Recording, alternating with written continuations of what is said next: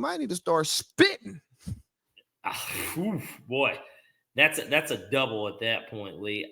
I'm not going to get too far into that, but what I will say is this: New Kung Fu Kenny. Yeah, I was about to say, where's the Kung Fu Kenny drop? Yeah, that was out of pocket. Yeah, that was crazy. But what I will say is this: they look good. Kirk Cousins certainly on that deep ball, the moon ball.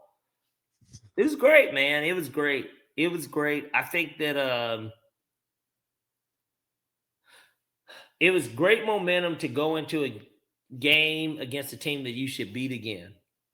And the Falcons were underdogs in that Saints game. Everybody did really pick the Saints. I was on board with it. I didn't bet it, but I was on board with it. I started their defense in one of my other leagues. The Saints? Yeah. It's tough. But that goes to show how fed up. Yeah. Yeah, like you're fed up. You're fed up with it. Hey, and Parlay Pete, no disrespect. Mm-hmm. But nothing that you said, nothing that I've said matters if come April, that guy who started on this podcast is still employed by this team we're talking about. Well, isn't that the anything short of a Super Bowl?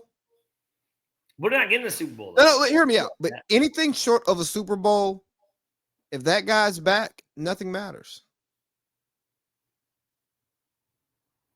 I mean, it's facts.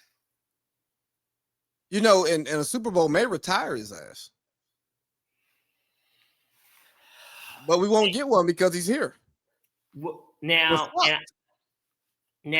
and I think that's that's why we started off this podcast with that photo, why you chose that photo. At the end of the day, what would you say hinders this team more than anything? Because if we're riding a high by beating the Saints, what hinders the team then? Because is it Michael Penix? A lot of people could say, well, Michael Penix, is he not comfortable under center? Because Kirk Cousins did come from under center. That touchdown to Mooney, yeah, it was everything that we've been wanting. But it's the same thing with Penix. The idea was that, well, play action pass works for both of these guys, one way or another. Yeah, but the pistol doesn't. So then why are we running the pistol? Which we know that Zach Robinson will not.